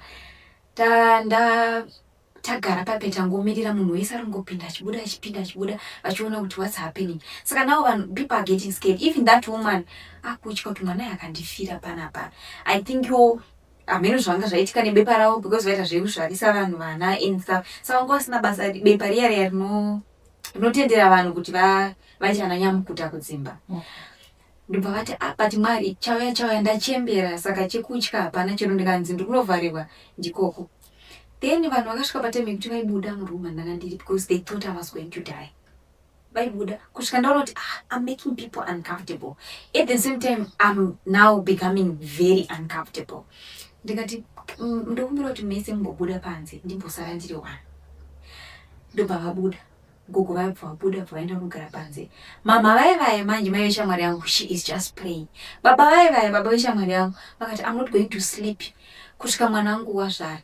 You must push that baby. Muri kumba kwa mama kana unaenda kwa gogo? Kumba kwa mama vaivaya mai veshamwari yangu. Handisi kuzorara kusvika wasunguka mwana. Vakagara paya vari panze mai veshamwari yangu is praying vari panze. Ava ndandasara navo ndo vandakazoudza kuti ndokumbira mubude panze ndimbosara ndiri one. Ndakasara I prayed and ndikati Mwari. It was just a silent prayer. There is nothing left for me. I have seen it all. I am tired. I am exhausted. Makandipa mwana. I should have aborted this pregnancy, but I didn't.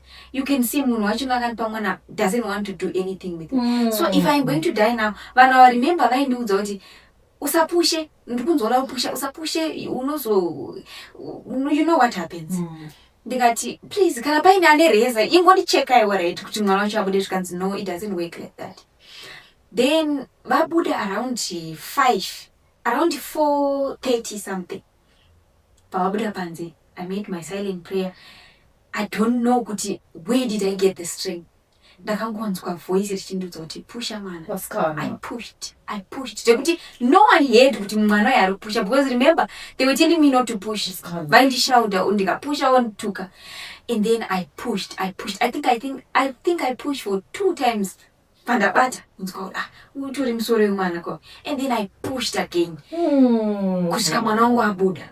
So when I saw kuti mwana abuda, I quickly, because kuchipatara nanzi mwana afa atiwe nedhei rese mwana akafa, we can't feel the heartbeat. Saka amuchisina chinhu chirimo ngangonoitwa operation, vanga vakutomuti chinhu because they couldn't feel the heartbeat. Ndobva ndatirega nditarise kuti mwana wacho, because I wanted to see kuti sure Mwari mandipa sure mwana akafa after all the suffering that I endured. Then ndakabva ndatarisa mwana. Namtarisa abva nditarisawo. And then I'm like, she's alive. And then I remember she started sucking maoko. She didn't cry. In my mind I'm like, but mwana akazvarwa anofana kuchema. Ndopa ndakazongoti gogo. Avati, is everything okay? Mind you, vanhu vakagara padoba, but they didn't hear kuti ndapusha mwana atobuda. That's how quiet I was. I was angry and frustrated. Then vakabva vabuda, vakabva vapinda. Zvikanzi, kwaiwe mwana uya nguvai. Ndikati izvezvi. Then gogo vaya vakatomhanya kuputira mwana nekudini. Ndikati but haasi kuchema. Zvikanzi nagogo, don't worry, hazvina mhosva. My child didn't cry. I don't remember my child crying. Ndobva zvikanzi but mwana mupenyu. Ndikati mupenyu. Zvikanzi chitora mwana mupenyu kakaona ari kuyamwa zvigona, meaning to say she's hungry. Ndakangotora mwana ndikaisa pasi. Vakatocheka, but then there was something vakazondisa mugoti kuti changa chasara chibude, that chevakuru thing, because hachina kubuda. Remember ndakaita zvezvideka. Yeah, so it's like giving birth to another baby again. So that wasn't that bad because I was happy with the child is alive. Then ndakangotora mwana nekuisa pazamu. She was latching, akatotanga kutonwa right there and there. I was happy. Tikaenda kuchipatara. Tadzokera kuchipatara, the doctor was there. Zvikanzi iwe, ndiye mwana uya here? Zvikanzi ndiye. Zvikanzi kwa mwana wamuona go? Ndikati mwana wangu wamakati mwana afa hamusi kumunzwa heartbeat. They were shocked.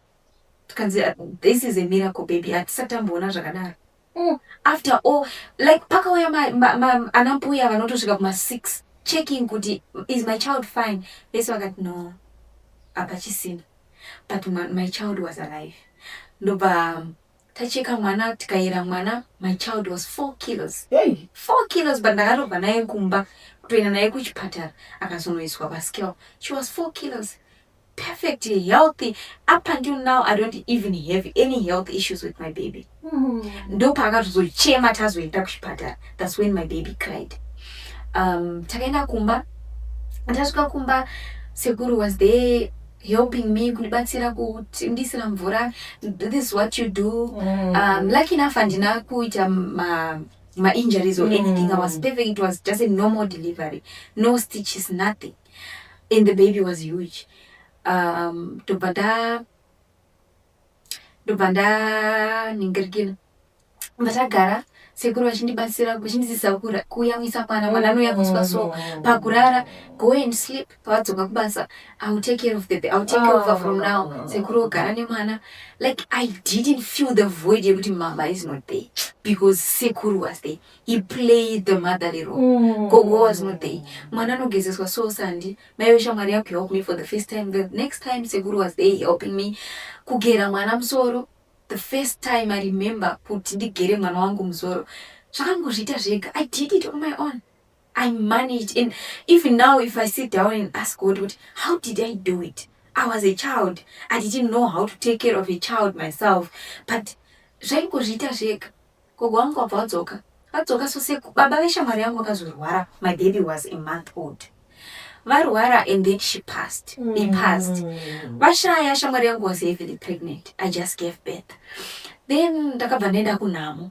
Mwana is 1 month old. our houses were not far apart. Like no jamba zimba 2-3 watusvika. Ndadzoka kunhamo ndakasvika kumba iri popoto. Gogo ari popota. Kia kitchen yangu. Kia kitchen yangu aenda kupi? Ni mwana ane mwedzi. Aenda kunhamo ndiyanga achavamutsa baba vavo zvavashaya ndiyanga achavamutsa. She was so angry. I couldn't get into the kitchen mwame. Apa kunhamo ndati don't worry ndinodya kumba handina kudya. Ndasvika kuya kitchen yakiwa. Apa ndikuyamwisa mwana aruda mukaka. Ndakasvika kitchen yakiwa. I didn't eat. Apa ndikuyamwisa 1 month mwana ndopanenge asingarare ari kuchema every night. Ndikati it's okay. And I think pazvese zvaingoitika zvese muupenyu hwangu and I taught myself kuti it is okay until it became exhausting. Then mangwana makuseni vakamuka kwangu vakanditi wakaenda kunhamo ndiongochomwamutsa mai baba vacho vanga vashaya waida kunzi unoziva sere kwaenda nemwana nemwedzi kuti zviite sei ikanetsa nyaya zvikazoti nyaya dzacho hadzisi kupera kuwacha tainzi panowachwa Friday Saturday atiwachire everyday apa ini mwana ada kuwachiwa everyday sometimes hembe hadziome because kuri kunaya. Ndikati it's fine until yazosvika extend yekuti waiti mwana wako kana ukasiya mwana ari apo ndoda unogeza mubathroom kana kachema she won't touch the child. She will not. How many years later kubva pakauya nasekuru baby kusvika nhasi wane mwana? Ndakauya nasekuru around ndine 10 years I think. Ndakaita mwana ndine 21 years. So 12 years later. Yeah. She still feels the same. She still feels the same. To them, I was that child who is very mwana singanzwisise mwana singateerere because no one could understand me and I was that person whokuti if you do me something wrong I wouldn't sit down here and admit kuti no you are right and I'm wrong. If I'm right I am right. If you are wrong I will tell you that you are wrong. I was very stubborn if I'm to put it that way. So kwavari because I was very stubborn I wasn't her favorite. Then ndakabva vachaiti akuswita kumba kwacho because sometimes chikafa hapana madhoo anokiwa kitchen inokiwa mwana ari kuchema. Chakazonyanyondirwadza ndechekuti we had a small room. Chakazonyanyonditika ndechekudai so we had a small room yataita yakamboiswa huku. So yaiswa huku yakangosiwa ine it was just an abandoned spare room. Then zvangu used to stay in my uncle's and gogo's bedroom because sekuru gogo vamboenda kumusha paya pandakaita mwana sekuru vakati no iwe mboya umboshandisa bedroom yedu so you will be comfortable, don't sleep there.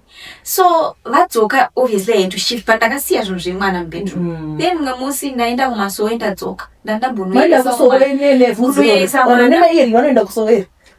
time yacho ndaenda kunoyesa mwana. So ndaenda kumasowe ndadzoka ndikudzoka hembe dzemwana wangu dziri muchi abandoned room remember maigara huku achina kucleaniwa. Alright. The bag everything is there.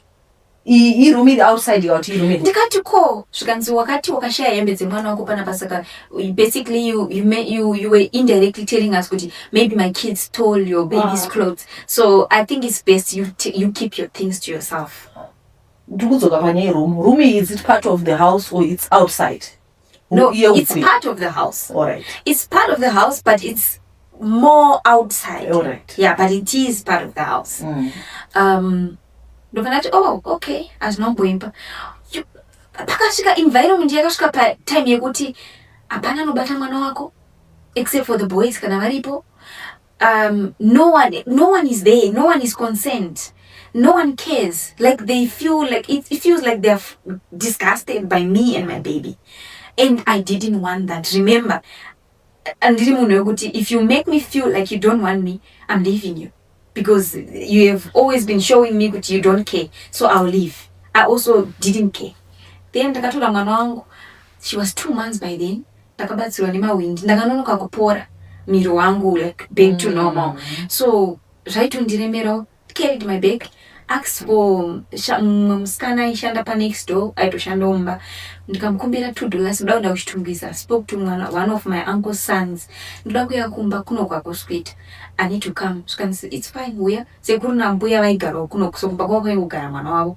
We were almost the same age. Ndaenda kuya mawindi help me nemwana wangu. I remember ndakaenda naye ari maoko because anga kuda kuberekeka. Asa tatodona gufu. Tasvika kuya 2 months. Akadonokadona usha 2 months. I think angadona but angasata woman. Right. Yes, angachiri nekachironda. Tasvika kuya kwa sekuru. Ndoka ndakambotanga kugara ndichigara ne cousin brother yangu. He was there, he was being there for me. Achindibatsirawo nemari yekutenga mapamba, but he was a child. But then I was frustrated. Remember now ndane postmortem depression.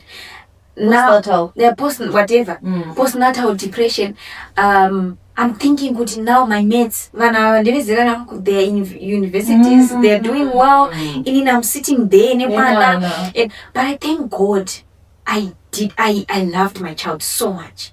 I loved her and I wanted to protect her. I wanted to correct that mistake that was made by my mother. So whatever that I was doing, I was very mindful. Then zvinoita zvichinja unobotanga uchadikika panzvimbo kusvika unyanzora kuti vanhu vakutoremerwawo nini. Then there was gogo wangu vaishandawo panext door, vaigara panext door. Takangoitawo ukama, ndimbuya tine kaukama. And then vakati Sandi, uya uchindibatsira nebasa pamba, chikupo $25. I worked for that from when the baby was 2 months until she was around 11 months old. The important chitiko ndikashanda wonipo $25 ndinotengera mwana wangu cereal. My baby was too big, so she needed cereal.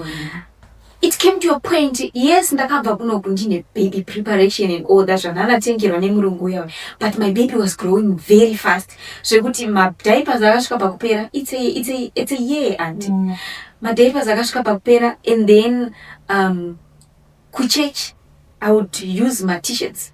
Ndoshandisa chipindu zvekudhara zviya. And then ndopfekedza mwana wangu plastic bag. And then I would tie it. Ndopfekedza tracksuit. Remember hembe angaenda dzakanaka. Then tikaenda kuchurch. Remember she was a cute baby. Everyone wants to touch her. Ndairamba nemwana wangu because ukabata bepa rinorira kamukati. Ndairamba kuti no, she's not feeling fine. But mwana wacho naibva itoba nyemwe kuda kunobatwawo nevanhu. So I suffered basically. I suffered to an extent ndekuti ndakatanga kuenda kumaprazi ndichinohodha zvinhu kumbare zvihembe $1 ndonotengesa kumaprazi. Mari yacho naimwe ndakatozoisiyawo kumaprazi. Uchigara kuchitumbiza kwa sekuru. Ndichiri kugara kuchitumbiza kwa sekuru. Ndakatomboita murimi chaiye ndichirima mbambaira ndichinorima chibage just to take care of myself. Mwana wangu ndichimisa mudhishi and I could do anything. Ada kuachirwa magumbezi ndaingonowacha. Ada kuitirwa chino ndaingono. Paita bero ndaienda ndichinonongera mwana wangu. I took care of my child. That's how much I loved my baby. Then ndazobva kuchitumbiza. Zvakazoitika kuti ndizobva kuchitumbiza. Ndakazotsvaga nhamba dzemurungu yawo yawandaishandira. And then ndakaenda paFacebook. I looked for her.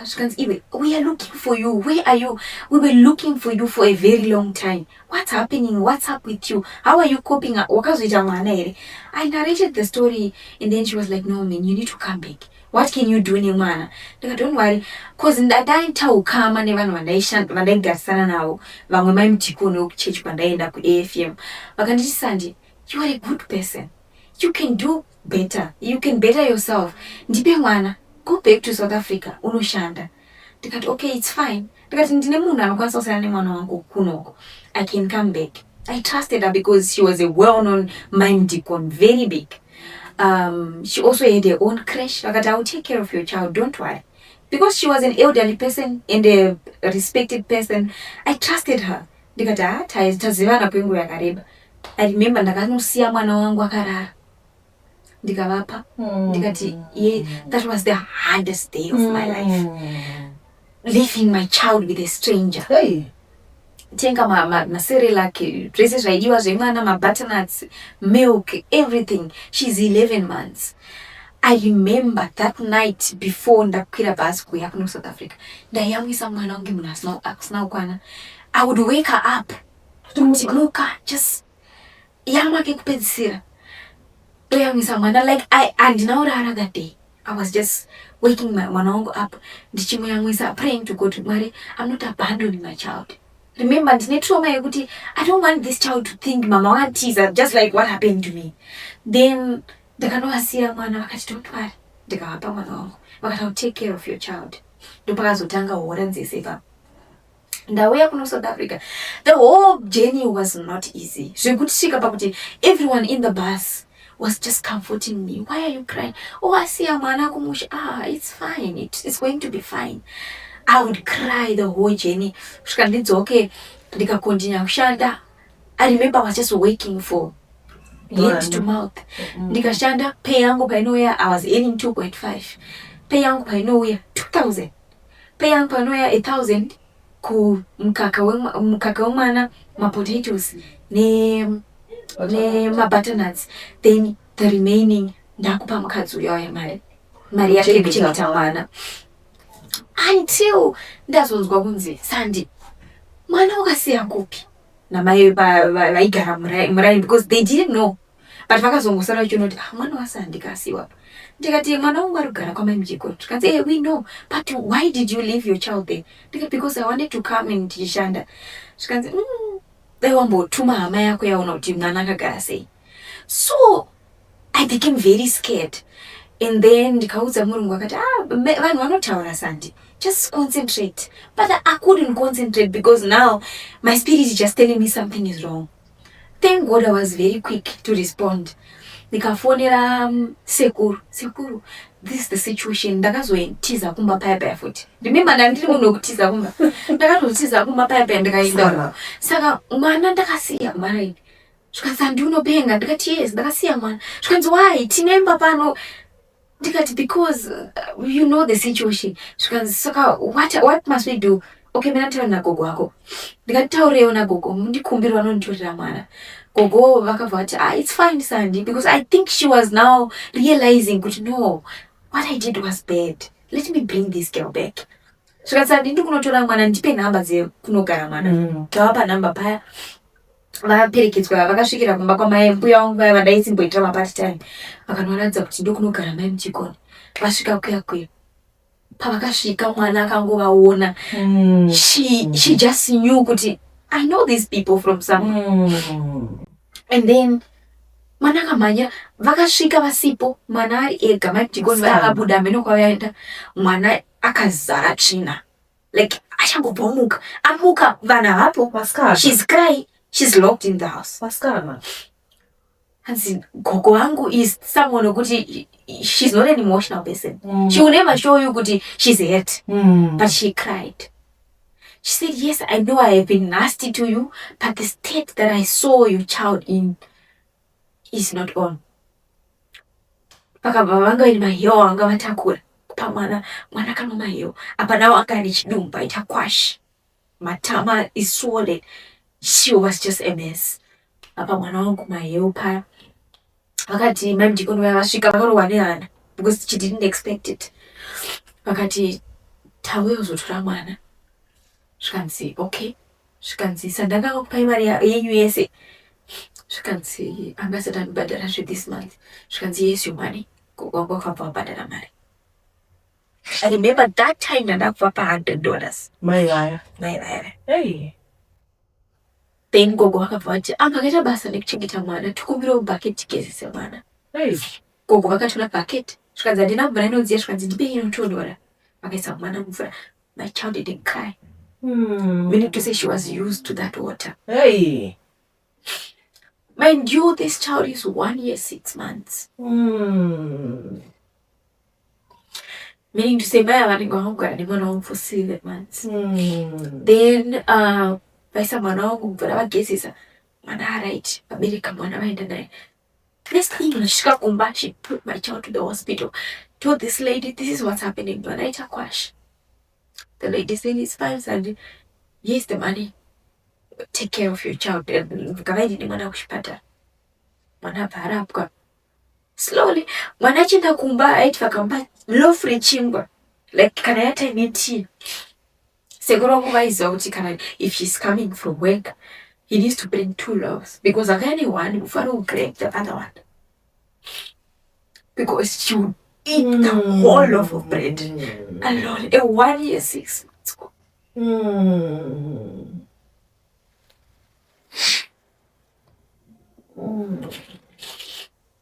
She would grape the whole of Kogwakati Linet. There was a girl I'm now where one woman working now I can't remember.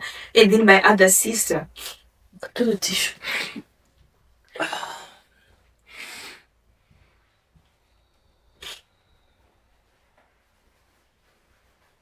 It's very simple. And then Gogo Selene at Canada bus. Sarah Beach Pamwana which calf.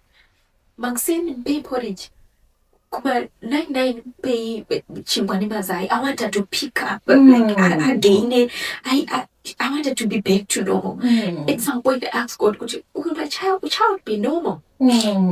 Now remember I can't go back home because and stuff at Namad. Because remember I'm living from here to mouth. Mariesi and Dukwana kutumira kumusha kuchimanongo. Then Dakasoti, no man, I need to go home. I think I stayed here in South Africa. Kuna things are not fine because I used to stay. I was alone. I remember 2 years, 2 Christmas and I did one inside the house. One would go overseas, one year did one, and then I was suffering. And now what will I do? I need to work so that at least I can save a little bit so that I can go back home. Then after 2 years, when my baby was 3, I went back home. That's okay. Kumba, I thought Manawangu Kangano. Funny enough, your child will never forget you. She didn't. Nichishika, I remember Aka Mabiru, Vakato Garapans, and they were eating cocks number kids. She just heard my voice. She stood up. I don't know who one did. I just grabbed much. I cried.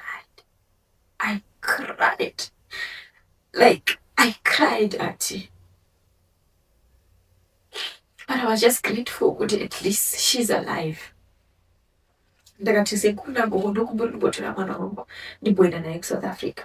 I took my child and that's no passport. There's no passport. I'm going to skip most of the thing because of our time. But that's to go South Africa. I tried to make up for my child. Did she travel? People taking care of her, making sure everything. Then I got depressed now. I think now young guy had depression from birth. I was frustrated. I remember the other day I locked my child inside the room. I went and started waking. My child was crying. Remember, it was a big house. Crying, Mama, please come and take me out. But because I was irritated, I was angry. I was just so angry to an extent where I abused my child. Funny enough, I would go back and then we cry together. But I don't know, it's not working. Me working it. I'm here with my child. I think I need to deal with my traumas and everything without man. Let me take her back, Kumosha. Then that lady said, yes, you need to take the child back. Takaenda mwana Kumosha tikadzokera ndikanomsiya. Tikati gogo. National board of South Africa, but another paper. But also that's the reason why I did not win this because Nakasna passport. I didn't have anything. Area Gara, it was a white people's area, so schools was expensive. Everything was you need papers. My child didn't have, I didn't have. So I took her back and then Dikamsia Kumusha. But then you could see she wants me. She wants to go with me. She wants to live with me. But circumstances, I cannot live with her. So I started this habit of telling her, reminding her that I'm going to South Africa, but I'm going to work for you, for us. But I'll come back. So I would make sure when I get paid, I buy something nice for her. For her, to cook it out and Mufano, this is for you. And always remind my child how much I love her and how much I cherish her. And she would be happy. So it continued. It just carried on and on and on until I just realized, I'm just living for it's me and my child. And the reason why I'm sharing this story is that sometimes I get misunderstood. I get judged by people that doesn't even know me, that doesn't even know half of the road that I walked in. It's not like I want people to understand me, no, but sometimes people must just learn not to judge people. Like if you don't have anything nice to say about a person, just keep quiet. Because to be honest, Auntie, I am really trying. And I try. And sometimes I just bottle everything up. I bottle all my emotions up. And I realize it's not doing me any good, but rather it's destroying me because at my age, I take antidepressants for me to sleep. I need to have pills to sleep.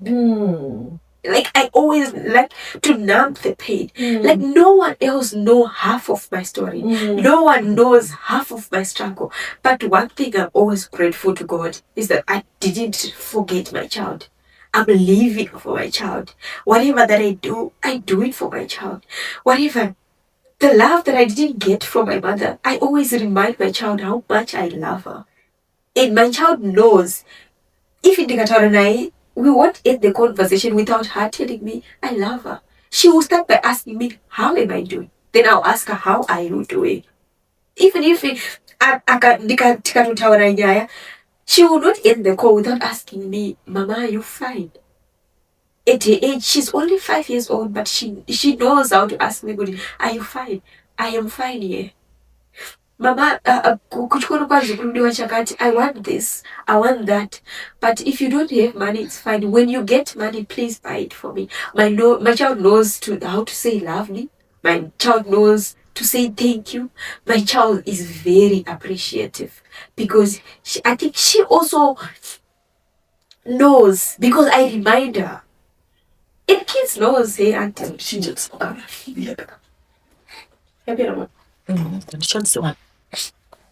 takwenda ku abortion now from some and then mwana akamanya vakasvika vasipo mwana ari ega madhikoni vakabuda mheno kwavaenda mwana akazara tsvina like achangobva amuka vanhu havapo she's crying, she's locked in the house. Hanzi gogo wangu is someone whokuti she's not an emotional person. She will never show you kuti she's hurt, but she cried. She said, yes, I know I have been nasty to you, but the state that I saw your child in is not on. Pakabva vanga ine mahiyo anga vatakura kupa mwana kama mahiyo apa nawo anga ane chidumbu aita kwashi matama is swollen. She was just a mess.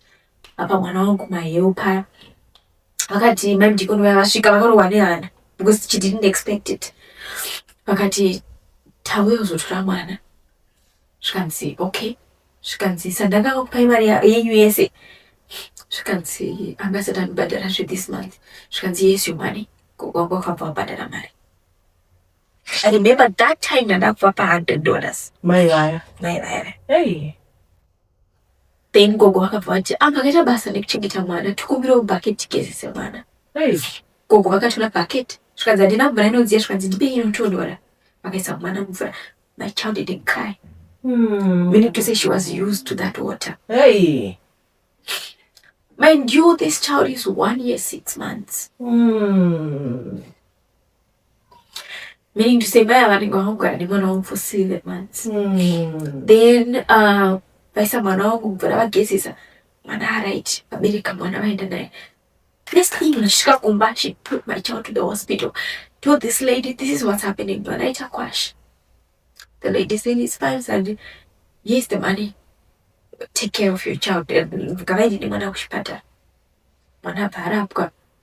Slowly, mwana chinda kumba aiti vakamba low free chimba. Like kana yata niti. Seguro kuvaiza uti kana if she's coming from work, he needs to bring 2 loaves because akani one before will break the other one. Because she would eat the whole loaf of bread alone. A 1 year 6 months.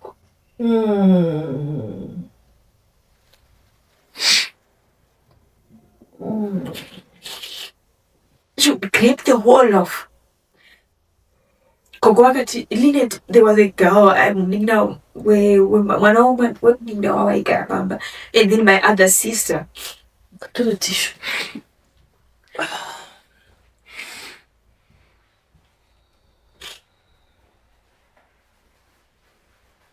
Oh, it's very sad.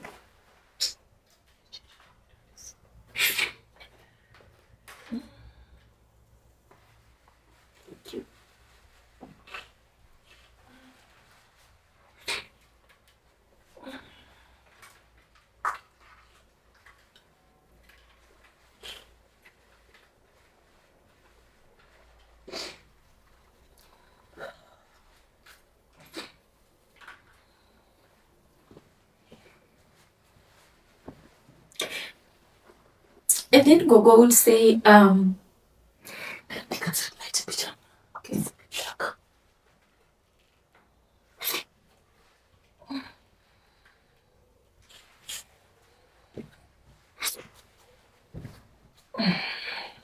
And then Gogo would say, lady, achikana ndaenda kubasi. Sara ibichipa mwana wechikafu. Maxine pay porridge. Kuba 99 pay chingwani mazai. I wanted to pick up like again. I wanted to be back to normal. At some point I asked God, will my child be normal? Now remember I can't go back home because and stuff because remember I'm living from hand to mouth. Mariesi andukwana kutumira kumusha kuti mwana wangu. Then ndakazoti no man, I need to go home. I think I stayed here in South Africa. Kuna unfortunate things are not fine because I used to stay. I was alone. I remember 2 years, 2 Christmas that ndakatamba one inside the house. Varungu wangu would go overseas once a year one, and then I was suffering. And what will I do? I need to work so that at least I can save a little bit so that I can go back home. Then after 2 years, when my baby was 3, I went back home.